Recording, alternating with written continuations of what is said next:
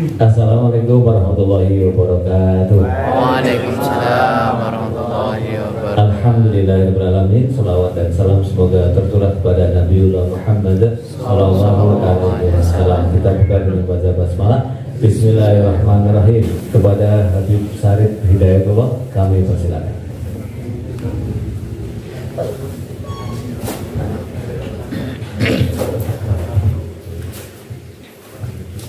Assalamualaikum warahmatullahi wabarakatuh. Waalaikumsalam warahmatullahi wabarakatuh.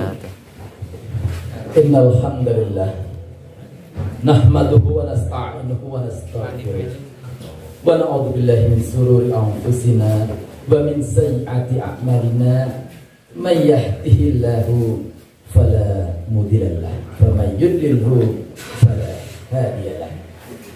Ashhadu an la ilaha illallah wahdahu la syarika lah wa ashhadu anna Muhammadan abduhu wa rasuluh la nabiyya ba'dah.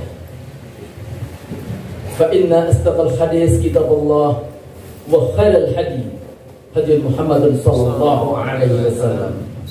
Fasarul umur muhdatsatuha wa kullu muhdatsatin bid'ah wa kullu bid'atin dhalalah wa kullu dhalalatin finnar. Al-Islam ya'lu wa la yu'la alaih. Sadaqallahul azim. Alhamdulillah ikhwan fillah rahman rahimahullah.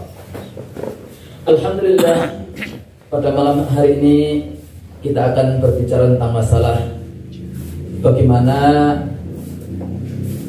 apakah kita ini sudah tercukupkan dengan Al-Qur'an atau kita ini masih merasa belum.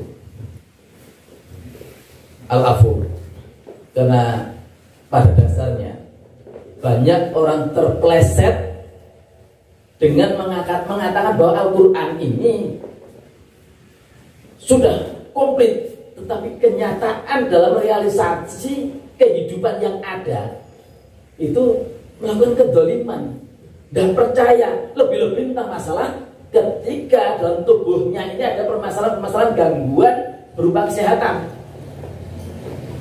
terkecohkan dengan keyakinan yang mana ada orang mengatakan segala sesuatu kembalikan kepada ahlinya. Berkenaan dengan masalah penyakit atau sakitnya kita, anak kita, keluarga kita, ini berkeyakinan yang ahli itu dokter. Nah, coba kita buka sekarang. Apakah benar ahli berkenaan dengan masalah sakitnya tubuh kita ini dokter, atau justru malah sebaliknya? Beribu maaf,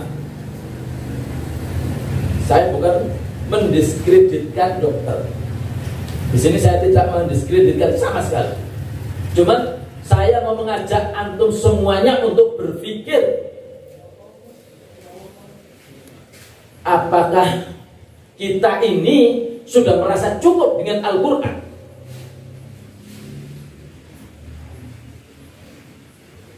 Dan benar, ketika manusia ini merasa cukup dengan Al-Quran, karena Al-Quran adalah kalamullah, maka sungguhlah Allah akan mencukupin keseluruhannya. Tetapi kalau dia itu merasa tidak cukup dengan Al-Quran, maka ya sudah, Allah tidak mencukupkan.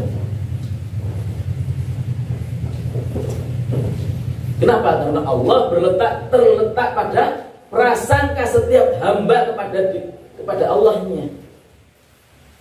Allah mengatakan ana inda dhon setiap hamba-hamba ini. Itu kata-katanya Allah, ana inda dhon. Saya pada prasangka setiap hamba. Maaf, kalau dalam Al-Quran itu dikatakan bahwa Al-Quran itu sifat untuk semuanya pada diri manusia. Itu termaktub di dalam Al-Isra ayat 80. 2.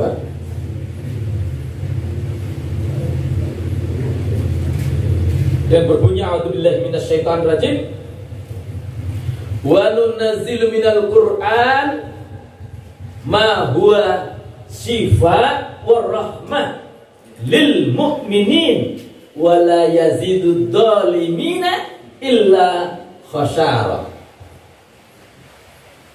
Maka kalimat ini ayo kita buka bareng-bareng. Baik kata per kata ataupun secara harfiah tidak masalah. Kita pahami kalimatnya sesuai dengan kalimat yang jelas terlebih dahulu. Karena banyak yang mengatakan Allah mengatakan wa nunazzilu minal Qur'an ma huwa sifat war rahmah lil mu'minin. Nah, dibarengkan dilanjutkan dengan wala yazidud dhalimina illa khasara. Kalimat khasara ini kadang-kadang ada yang terkecoh dengan pemahaman yang sesungguhnya. Diartikan lil mu'minin bagi orang-orang yang beriman saja. Yang tidak beriman tidak lain adalah menambahkan kesengsaraan Al-Quran itu. Tidak demikian. Maaf, bukan Al-Qurannya itu menambahkan kesengsaraan buat yang tidak percaya, tidak. Tetapi melainkan kalimat khasarah ini ditujukan kepada orang-orang yang zalim. Kalau dia sudah percaya bahwa Al-Quran itu adalah sifat, kemudian dia itu berobat kepada yang lain selain dari Al-Quran, maka demi Allah itulah orang zalim.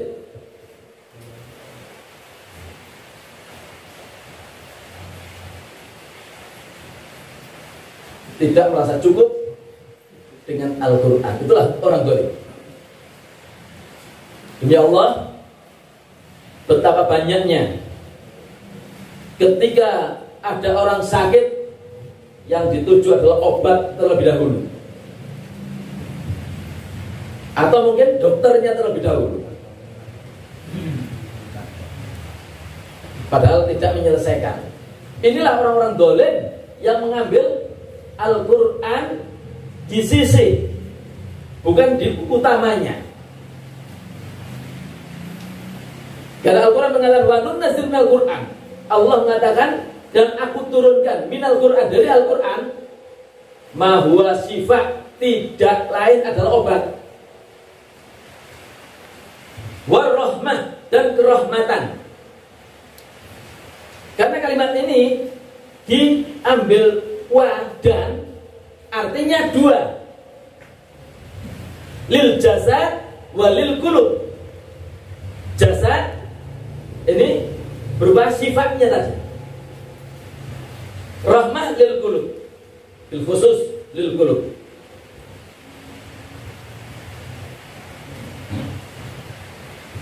Jadi ada beberapa penyakit di dalam tubuh kita ini. Ada penyakit hati dan juga ada penyakit jasad.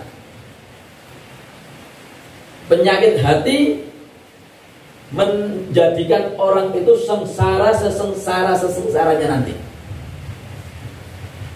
Penyakit hati yang paling berat adalah syirik. Syirik adalah penyakit yang paling berat. Kedua kafir. Ketiga munafik. Ini penyakit-penyakit hati semuanya. Ditambah lagi penyakit yang hasad, adanya dalam hati semua nanti. Termasuk penyakit yang cukup berat adalah penyakit bakhil atau pelit. Itu semuanya ada dalam sudur, dalam mulut. Nah, maka apa yang ada dalam dada manusia ini pun juga nanti akan disinggung oleh Allah di dalam kalimat-kalimat yang ada dalam Al-Quran. di dalam surat Yunus ayat 57. Allah qad ja'akum mau'izatun mir rabbikum. Qad ja'akum mau'izatun mir rabbikum. Sifat lima fis sudur. Huda warahmah lil. Jadi sifat fis sudur itu adalah hudan yang pertama. Petunjuk ketika kebodohan yang ada pada diri seseorang ini, maka itulah orang itu sakit.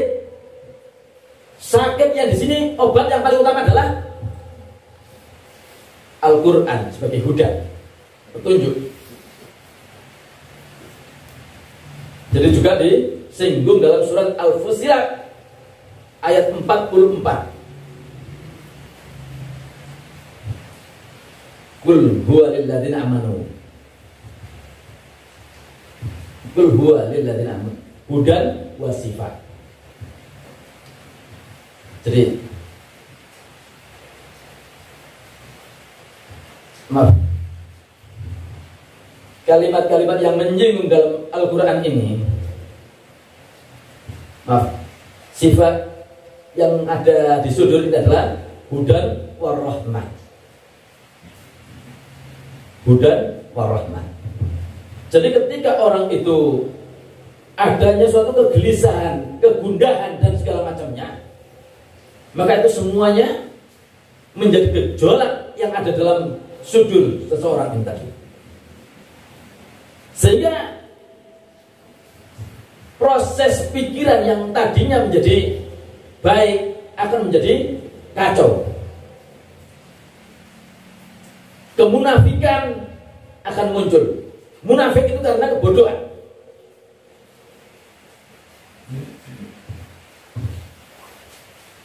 Jadi maaf, ketika kita tidak merasa bahwa Al-Quran itu sebagai kebutuhan yang pokok, tidak mencukupi segalanya dalam kehidupan kita, maka itu adalah suatu kebodohan, kedoliman buat kita. Ketika kita meyakini suatu keyakinan yang sangat kuat terhadap Al-Quran ini, maka Allah pun akan turunkan sesuai dengan keyakinan yang sangat kuat ini tadi. Hatta racun apapun yang masuk dalam tubuh seseorang ini, dengan kekuatan yang sangat kokoh, maka Allah akan menjadi tameng buat dirinya. Karena pada dasarnya, maaf, racun yang masuk dalam tubuh seseorang, karena sunnatullahnya racun itu membunuh. Sunnatullahnya racun itu membunuh. Dengan keyakinan yang hakim yang kokoh. Pernah sahabat Rasulullah SAW, Khalid bin Walid bertaruh dengan kaum musyrikin. Ditantang oleh kaum musyrikin untuk meminum racun. Ya Khalid, apakah dengan keyakinan kamu sebagai Al-Quran sebagai sifat, sebagai segalanya, apakah bisa mencuri kamu dari segalanya, termasuk engkau meminum racun? Subhanallah, diterima tantangannya itu. Cukuplah Allah menjadi pelindung semuanya. Maka Khalid mengatakan, dengan segelas air yang diisi racun, dibacakan Bismillahilladzi la yadurru ma'asmi syai'un fil ardi wala fis sama' wa huwas sami'ul alim. Maka racun itu pun dijadikan oleh Allah tidak sesuai dengan sunnahnya. Bismillahilladzi la yadurru ma'asmi syai'un fil ardi wala fis sama'. Kalimat ini kelihatan sepele, tapi masya Allah bobotnya luar biasa. Termasuk sunnat Allahnya api membakar segala sesuatu yang ada di muka bumi ini. Ibrahim alaihissalam dibakar dengan kalimat Bismillahilladzi la yadurru ma'asmi syai'un fil ardi wala fis sama' wa huwas sami'ul alim. Maka Allah perintahkan api untuk membakar tubuhnya Nabi Ibrahim. Maka Allah perintahkan, ya narukuni bardan wa salaman ala Ibrahim.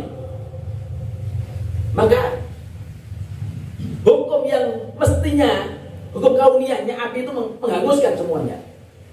Ternyata hatta sampai bajunya Nabi Ibrahim sedikit pun tidak ada yang terbakar.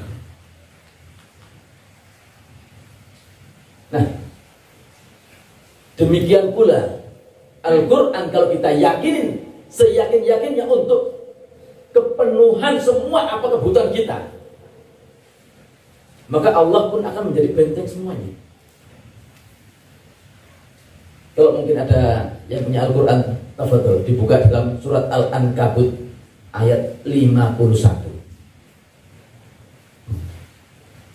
Allah menegur, awalam yakfi, apakah tidak cukup?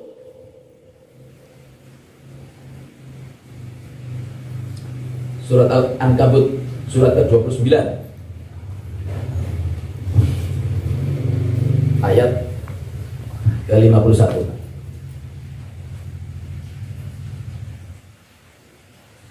Allah menyinggung bahwa Al-Quran itu merupakan kecukupan.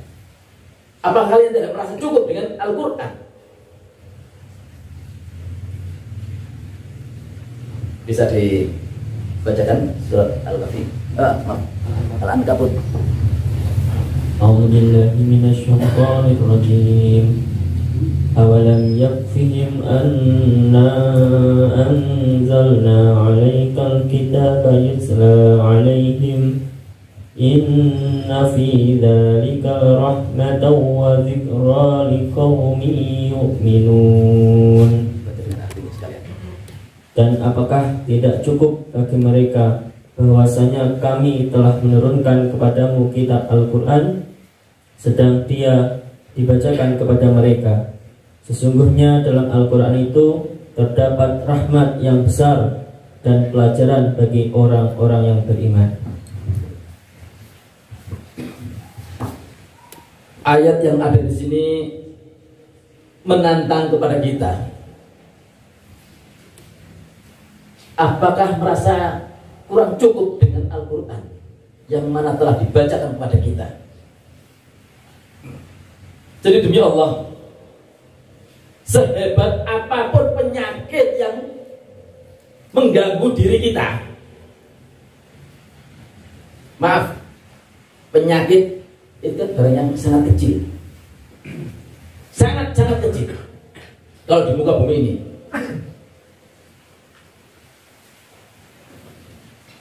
Ini makhluk yang sangat kecil. Jangankan makhluk yang kecil, yang cukup gede, gunung-gunung ini tadi yang ada di sekitar kita, gunung-gunung itu kalau Allah turunkan Al-Quran kepadanya, itu hancur terkeping-keping.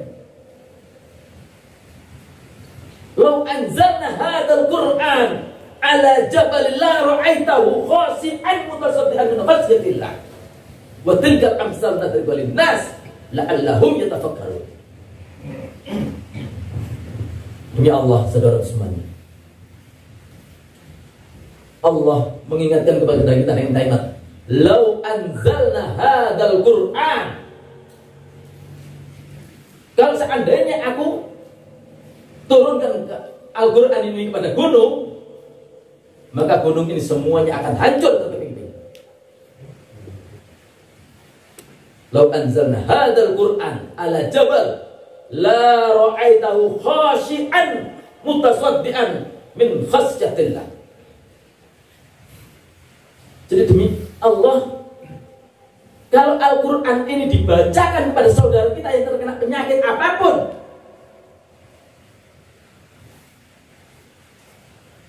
maka demi Allah, Allah jadikan betul-betul makhluk akan betul-betul ketakutan, gemetar yang sangat luar biasa, sehingga antara dua pilihan, hancurkan dia dari tubuh itu atau dia pergi dari tubuh itu, apapun penyakitnya.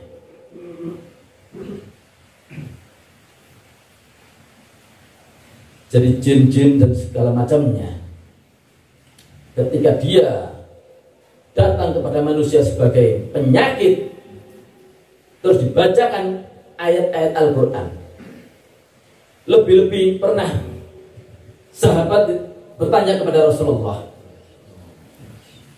maaf, bukan sahabat, Rasulullah memberikan penjelasan ketika ada sahabat yang membaca, afa hasibtum annama khalaqnakum abasan wa annakum ilaina la turja'un fata'allallahu malikul haq la ilaha illa huwa al-arsyil karim. Surat Al-Mu'min. Itu kalimat ketika dibacakan seseorang yang punya hati yang bersih, ikhlas kepada sebuah gunung, maka gunung itu akan pecah.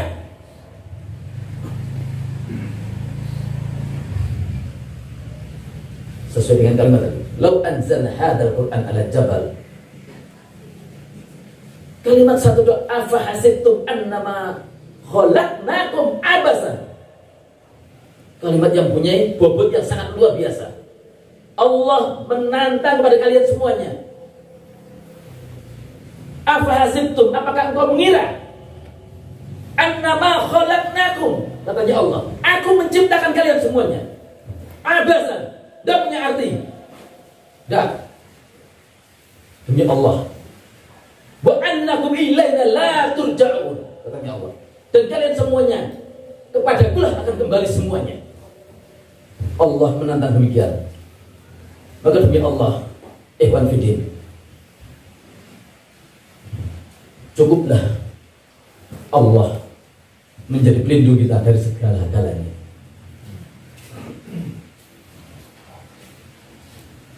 Maka demi Allah, kalimat ini disampaikan oleh Rasulullah SAW kepada sahabatnya.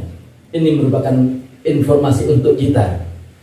Kalimat afasibtum annama khalaqnakum abathan wa annakum ilaina la turja'un fata'alallahu malikul haq la ilaha illa huwa rabbul arsyil karim, dan seterusnya.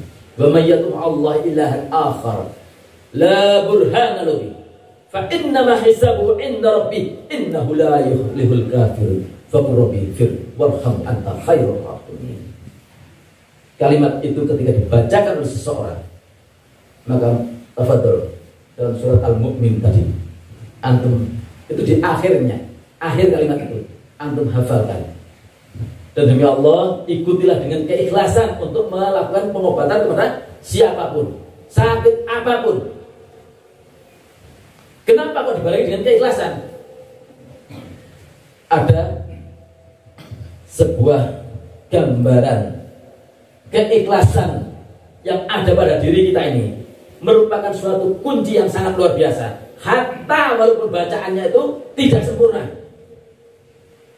Allah tidak menilai pada kepandaian, keahlian dan segala macamnya untuk membacanya, tidak. Tetapi terletak pada keikhlasan kita. Kenapa ikhlas? Ternyata kuncinya iblis laknatullah alaih. Ketika Allah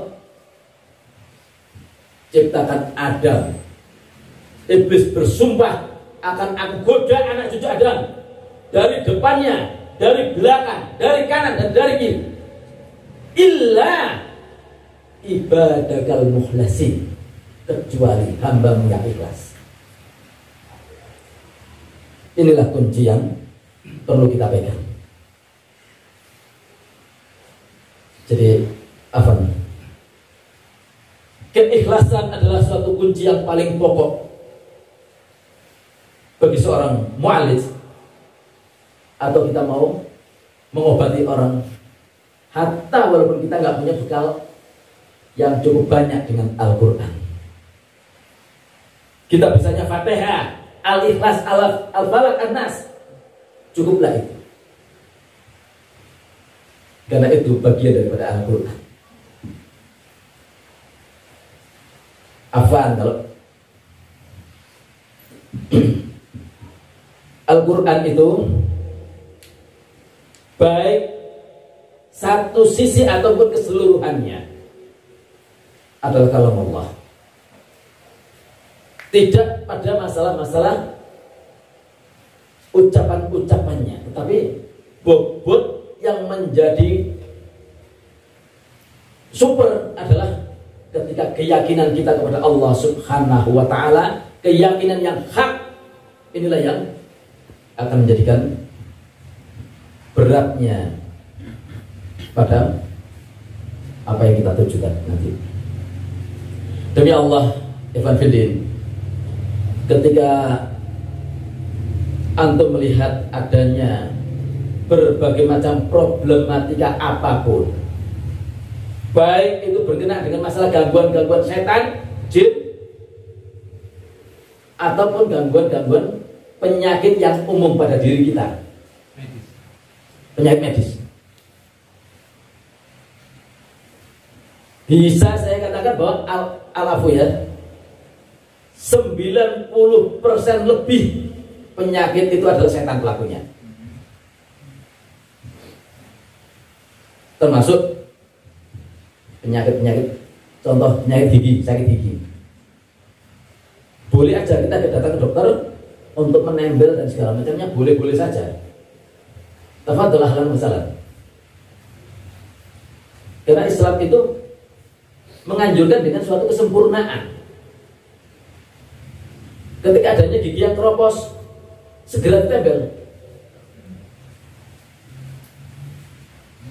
Nah, yang punya keahlian untuk menempel ya otomatis dokter gigi. Maaf, hanya dokter gigi yang bisa fokus kepada permasalahan kesehatan di giginya saja. Dokter yang lain, maaf, nol bodol semuanya. Saya tidak mendiskreditkan dokter Afwan, karena dalam pendidikan kedokteran setiap penyakit itu tidak boleh dihubung-hubungkan dengan makhluk halus, setan dan segala macamnya. Ini tidak boleh. Padahal Al-Quran sendiri mengatakan bahwa yang menyakiti manusia itu adalah setan. Sekarang kita percaya Al-Quran apa percaya dengan ahli medis? Alhamdulillah. Di mana Al-Quran kok menyinggung penyakit itu setan pelakunya? Nah, oke, kita berbicara di sini. Orang sakit itu akan ada dua problematika. Problem yang pertama, Al-Quran menyinggung dengan nusbin. Nusbin itu adalah melemah, cenderung menurun. Dari sesuatu yang utuh, bahasa Arab nus itu separuh.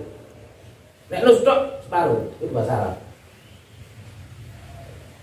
Jadi dari yang utuh, di kalimat nusbin itu melemah.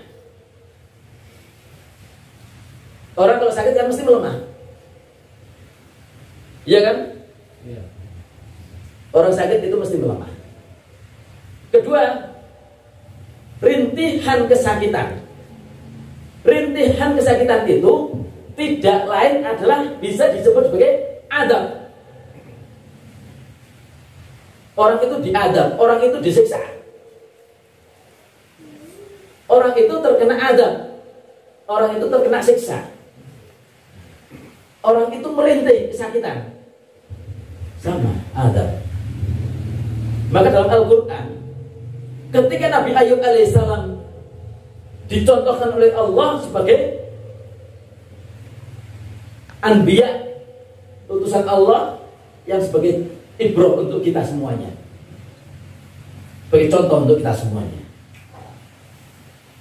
Dengan terkenanya suatu penyakit, maka kalimat dia secara manusiawi sama sekali Nabi Ayub tidak mengatakan saya terkena setan, tidak sama sekali. Hanya saja dia karena penyakit ini mengeluh ketika sudah ditinggalkan oleh istrinya. Dia mengatakan ini masaniyaduru. Masaniyaduru. Saya tertimpa penyakit. Sebagai manusia biasa, wajar mengatakan saya terkena penyakit. Ini masaniyaduru. Saya tertimpa penyakit. Wa anta arhamur rahimin. Ini termaktub pada surat Al-Anbiya, kisah para nabi di ayat 82. Nanti bisa ditengok. Kalimatnya a'udzubillahi minasyaitonir rajim. Rabbi inni massaniya dzurru wa anta arhamur rahimin. Nah, ini keluhan wajar sebagai manusia. Tetapi di kalimat yang lain Allah menyinggungnya, menukil kalimatnya Nabi Ayub ini tadi untuk menjelaskan kepada kita semuanya di dalam surat Shad ayat 41, separuhnya persis. Nanti bisa ditengok-tengok lagi dalam Al-Quran. Surat Shad ayat 41. Allah memulai dengan kalimat wadkur, ingatlah abdana, hambaku Ayub yang bernama Ayub. Idnada rabbahu, ketika dia dulu menyeru kepada Tuhannya. Nah, ini jelas yang berkata adalah Allah mengambil atau menukil daripada kalimatnya Ayub mengatakan Rabbi inni massaniya dzurru. Kalimat itu diulang oleh Allah dengan sebutan Rabbi. Maaf, bukan pakai Rabbi. Anni, nggak pakai Rabbi. Maaf. Anni massaniya syaitan. Allah menjelaskan massaniya syaitan. Setanlah penimpuannya. Setanlah sebagai biang keroknya. Massaniya syaitan binusbin wa adabin. Jadi jelas.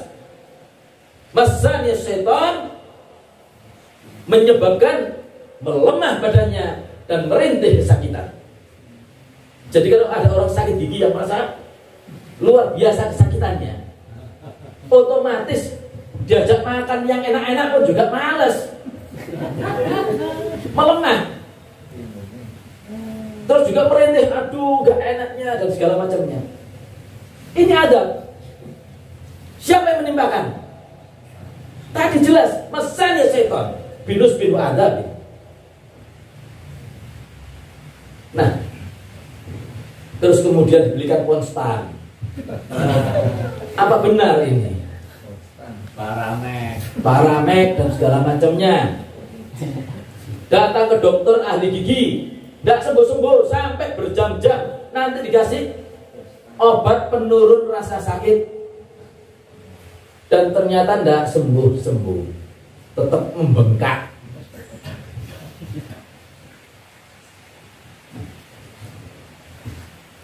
Padahal Allah hanya menawarkan secara dua pilihan kepada kita. Bacakan ayat Al-Quran atau ambil apa yang ditawarkan oleh Al-Quran. Banyak Allah menganjurkan hal-hal yang ada dalam Al-Quran. Di antaranya habatus sauda. Habatus sauda disinggung dalam Al-Quran. Madu. Atau mungkin doa-doa yang lain. Jadi intinya ketika kita meyakini bahwa ada makhluk yang mengganggu kesehatan kita, bagaimana tindakan kita untuk mengusir, memberikan sesuatu kepada tubuh kita supaya setan ini tidak bertengger di dalam tubuh kita terlebih dahulu. Ambil sesuatu yang sangat dibenci oleh setan tadi. Itu kuncinya. Apa yang paling dibenci oleh setan? Banyak. Banyak. Di antaranya yang paling sangat dibenci minyak habatus sauda. Kalamnya Habib Sauda ini Allah menyinggung dalam Al-Quran dengan sebutan tanpa menyebut namanya secara langsung. Tetapi Allah menyinggung dengan kalimat yang sangat luar biasa. Tudammiru kulla syai'in bi adni rabbiha. Dia bisa menghancurkan segala sesuatu bi adni, dengan izin rabbiha, dengan izin Tuhannya. Maka Rasulullah menjelaskan kalimat itu dengan kalimat inna, sesungguhnya fi, di dalam habatus sauda, mahwa sifat, tidak lain adalah obat likul lidah, untuk segala macam penyakit. Karena tidak main-main. Tudammiru kulla syai'in, dia bisa menghancurkan segala sesuatu bi adni rabbiha, dengan izin Tuhannya. Jadi demi Allah, ketika ada orang terkena gangguan setan dengan penyakit-penyakit seperti kanker, entah kanker payudara, entah kanker otak, entah kanker apapun, usir dulu setannya itu. Tetesin minyak bersoda di hidung. Kenapa di hidung? Dan ada apa? Kenapa saya sarankan di hidung? Ternyata ada awal muasalnya juga. Ketika iblis la'natullah alaih terjadi dialog dengan Allah, iblis ini meminta tempat khusus pada diri manusia. Jelas, dia bertempat tinggal di sudur, di dada manusia. Dan kita tengok, kita pikirkan apa kira-kira yang ada dalam dada kita. Yang paling pokok di dada kita adalah paru-paru. Yang jelas paru-paru. Kalau liver jelas ke bawah sudah. Jantung sudah agak ke bawah pula. Jantung di sebelah kiri, livernya sebelah kanan. Maka kita kalau tidur miring kanan supaya liver tidak menindir jantung. Itu yang diajarkan oleh Rasulullah. Tapi yang jelas dada ini lebih khusus adalah paru-paru. Nah, paru-paru ini mempunyai satu lubang yang besar melalui hidung kita. Bisa juga melalui mulut. Jadi maaf, Rasulullah menginformasikan, ketika kita tanpa sadar menguak buka mulut selebar-lebarnya, maka ini sudah diteliti oleh para ahli. Ternyata begitu orang menguak, cepet-cepetan setan ini berlomba-lomba masuk sebanyak-banyaknya. Yang mana setan-setan bisa mengecil, maaf, setan yang saya sebutkan di sini adalah sebangsa jin. Jin itu bisa mengecil menjadi seperti kuman-kuman atau bakteri dan segala macamnya. Maka ketika menguak selebar-lebarnya, berlomba-lombalah jin ini masuk sebanyak-banyaknya. Karena dia menjadi tentara untuk menjadi pengrusak setan ini, menjadi penyakit dalam tubuh kita ini. Maka hendaklah ketika kita sadar menguak, tutup mulut sekuat mungkin atau tahan, jangan sampai terbuka mulut ini. Kemudian ucapkan astagfirullah wa atubu ilaih. Ini untuk membentengi diri kita. Jangan yang terbiasa menguak malah dilabrak-labrak. Ini lubang setan malah dimainkan, setannya tambah senang demi Allah.